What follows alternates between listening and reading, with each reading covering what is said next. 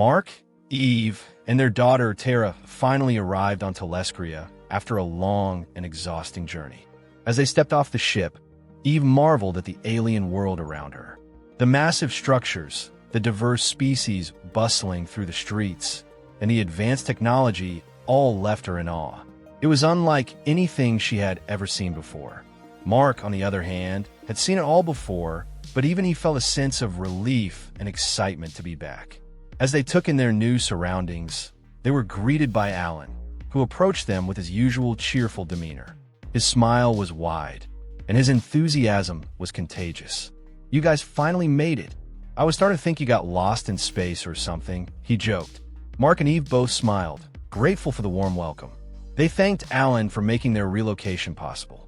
He assured them that it was no trouble at all and that he was just happy to have them there.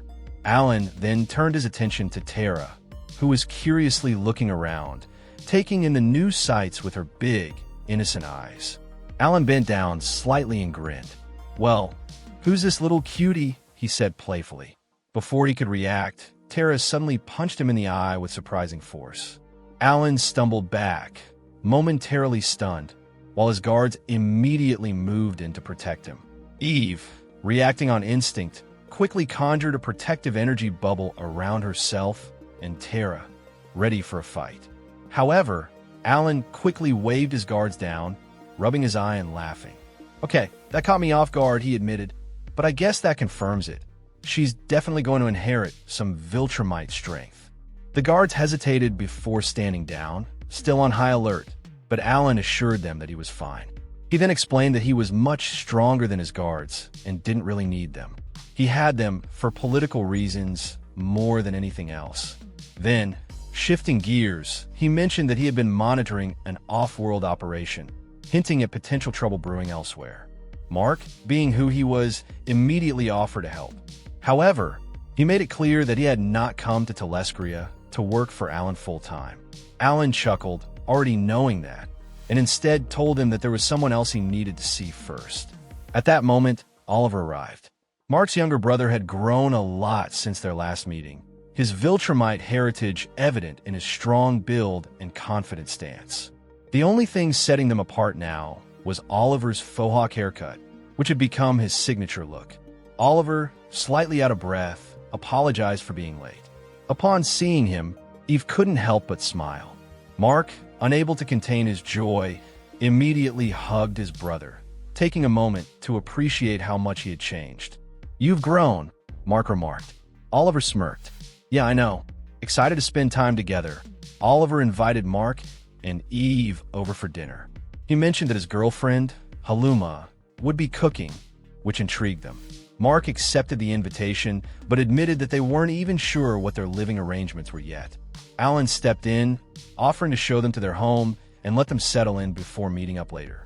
After arriving at their new home, Mark and Eve unpacked their things, with Mark changing Tara's diaper while Eve organized some of their belongings. Exhausted from the trip, they eventually collapsed into bed, with Eve carefully placing Tara in her crib before joining Mark. She slid closer to him, whispering in his ear, "We're finally alone." Her tone was seductive, but the words made Mark tense up. Without thinking, he jerked away and flew off the couch, startling Eve. Frustrated, she sat up and sighed. "Are we ever going to talk about this?" she asked, but Mark had no answer for her. Later that evening, Oliver and Haluma arrived, carrying an assortment of alien food. Haluma, an alien with a lobster-like appearance, greeted them warmly before heading straight to the kitchen. While Eve and Haluma cooked together, Mark and Oliver caught up. Mark commented that Haluma seemed nice, to which Oliver smirked and whispered, "Now you know my standards for humans when I was on Earth." "I mean, did you see those mandibles?" Mark grimaced, disturbed by the comment. Once the food was ready, they all sat down to eat. Mark and Eve eyed the alien dishes skeptically, unsure of what to expect. Mark hesitantly took a bite and, to his surprise, found it delicious. Eve asked for a vegetable, and after receiving one, they all enjoyed the meal together. Afterward, Mark, holding his stomach, groaned from overeating as Oliver and Haluma said their goodbyes for the night. The next morning, Mark found himself dealing with the aftereffects of the unfamiliar food. He spent an uncomfortable amount of time in the bathroom, confused about how the alien toilet functioned. Eve, breastfeeding Tara nearby, knocked on the door, asking if he was okay. When he finally emerged, he struggled with flushing, prompting Eve to step in and press 2 buttons, which activated the mechanism. The couple stared in shock before Mark muttered that he would spend the rest of the day in the shower. Eve, seeing an opportunity, approached him and grabbed his hand. She leaned in and they kissed. However, Mark suddenly pulled away, his body trembling. Tears welled up in his eyes as he sat down. Eve, concerned, knelt beside him, asking what was wrong. Mark hesitated before finally admitting the truth. He told her that Anissa had forced herself on him, that she had raped him. It was the reason he had been so distant, the reason he struggled with intimacy. Eve gasped, her face filled with horror. Mark continued, explaining how he had resisted her before, but this time, she had overpowered him. He also revealed that it had happened after Eve had ended their relationship, making it even more painful. Eve, tears streaming down her face, apologized, telling him that they would get through this together. But Mark, overwhelmed with guilt and shame, pushed her away. He berated himself, saying that he should have fought harder, that part of him must have wanted it if he didn't resist enough.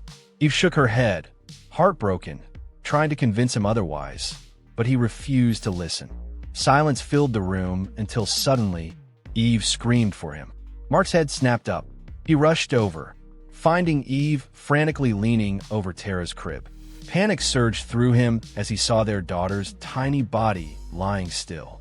Mark, Eve choked out, her voice breaking. She's not breathing. And that's the story, folks.